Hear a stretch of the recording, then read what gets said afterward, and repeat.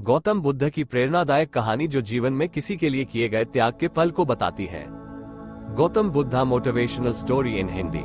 एक समय की बात है, एक लड़का था। वो एक साहूकार के यहाँ काम करता था। उसका गुजारा मुश्किल से चलता था। वह रात को अपने लिए 4 रोटी बनाता और खाता। कई दिन से उसकी एक रोटी कोई चुरा कर ले जाता। एक दिन उसने देखा कि एक मोटा सा चूहा आता है और उसकी रोटी लेकर चला जाता है। उसने उसे रोका और कहा, मैं बड़ी मुश्किल से 4 रोटी कमा पाता हूँ। मैं आगे ही परेशान रहता हूँ। मेरी गरीबी कब दूर होगी और ऊपर से तुम मेरा एक रोटी ले जाते हो। चूहा बोला, मैं तो अपनी किस्मत की खाता हूँ और रही बात तुम्हारी परेशानी की तो उसका हल गौतम बुद्ध ही कर सकते हैं, परंतु वो बहुत दूर रहते हैं। लड़का बोला, अगर वो मेरी मुश्किल हल कर सके तो मैं दूर जाने को भी तैयार हूँ। अपनी समस्या का समाधान पाने के लिए वो साहूकार से कुछ दिनों की छुट्टी लेता है और महात्मा बुद्ध से मिलने के लिए निकल पड़ता है। चलते चलते रात हो जाती है। उसे रात रहने के लिए एक जगह चाहिए थी। उसने पास में ही एक हवेली देखी और हवेली का दरवाजा खटखटाया। हवेली से एक महिला बाहर आती है। वो लड़का उसको बताता है, मुझे महात्मा बुद्ध से मिलने जाना है और रास्ता बहुत लंबा है। क्या मैं यहाँ एक रात के लिए रुक सकता हूँ? हवेली की मालकिन बोली, हाँ तुम रुक सकते हो, लेकिन मेरी एक शर्त है। तुम्हें महात्मा बुद्ध से मेरा एक सवाल पूछना होगा। मेरी बेटी 20 साल की हो गई है पर वो बोलती नहीं है। उनसे पूछना कि वो कब बोलेगी। लड़का बोला, ठीक है, मैं महात्मा बुद्ध से आपके प्रश्न का उत्तर पूछ दूंगा। एक रात वहां रहकर लड़का अगले दिन अपने सफर पर चल पड़ता है। आगे एक पर्वत और दुर्गम रास्ता था।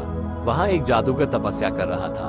वो लड़का उससे महात्मा बुद्ध तक जाने का आसान रास्ता पूछता है। जादूगर कहता है कि मैं तुम्हें अपनी जादू की छड़ी से तुमको आगे नदी तक पहुंचा दूंगा, पर तुम्हें मेरा एक प्रश्न महात्मा बुद्ध पूछना होगा। मैं 1000 साल से तपस्या कर रहा हूँ। मैं स्वर्ग कब जाऊंगा? लड़का उसकी बात मान लेता है और जादूगर उसे नदी तक पहुंचा देता है। नदी को पार करते ही बुद्ध का आश्रम था। वहाँ एक बड़ा सा कछुआ था। उस लड़के ने कछुआ से कहा, मुझे महात्मा बुद्ध के आश्रम तक जाना है, मुझे अपनी पीठ पर नदी पार करवा दो।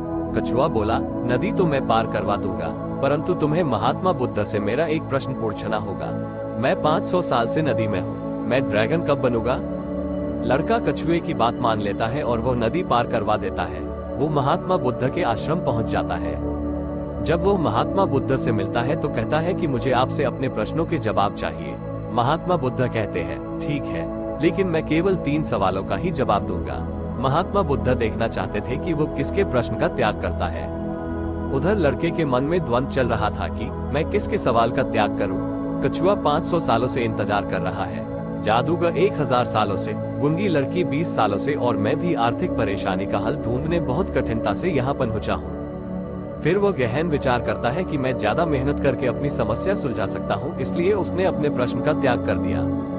उसने गूंगी लड़की, कछुए और जादूगर तीनों के प्रश्न महात्मा बुद्ध से पूछे। महात्मा बुद्ध से तीनों के प्रश्नों का जवाब लेकर वह वापस आ गया। सबसे पहले नदी तक पहुंचा तो उसे कछुआ मिला।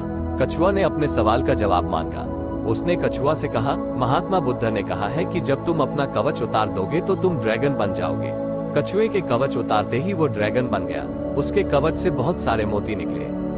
कछुआ बोला, यह मोती मेरे किसी काम के नहीं है, इसलिए इन्हें तुम इसे ले जाओ। वो लड़का मोती लेकर आगे पहाड़ी पहुंचा। उसे वहां जादूगर मिला। उसने अपने सवाल का जवाब मांगा। लड़के ने जादूगर से कहा, महात्मा बुद्ध के अनुसार तुम अपनी जादू की छड़ी छोड़ते ही स्वर्ग जा सकते हो। वैसा ही हुआ। जादूगर ने जाते जाते लड़के से कहा, ये जादू की छड़ी मेरी किसी काम की नहीं है, इसे तुम ले जाओ। लड़के ने छड़ी ली और आगे चल पड़ा। चलते चलते वह हवेली तक पहुंचा। हवेली की मालकिन ने अपने सवाल का जवाब मांगा। लड़का बोला कि आप अपनी बेटी की शादी करवा दीजिए, वो शादी करते ही बोलने लगेगी। हवेली की मालकिन बोली कि तुम महात्मा बुद्ध से उत्तर लाए हो, इसलिए तुम ही मेरी बेटी से शादी कर लो। लड़के और लड़की ने एक दूसरे को पसंद किया और उनकी शादी कर दी गई। शादी होते ही लड़की बोलने लग पड़ी। इस तरह लड़के ने 3 लोगों की मुश्किलों को देखकर अपने सवाल का त्याग किया। उसे त्याग के फल में मोती के रूप में पैसा, छड़ी के रूप में शक्ति और एक रूपवान पत्नी मिल गई। ये कहानी हमें बताती है कि किसी की मदद के लिए ज्यादा साधनों की जरूरत नहीं होती और त्याग का फल हमेशा मिलता ही है। आशा है कि आपको गौतम बुद्धा की हिंदी स्टोरी ऑन सैक्रिफाइस अच्छी लगी होगी।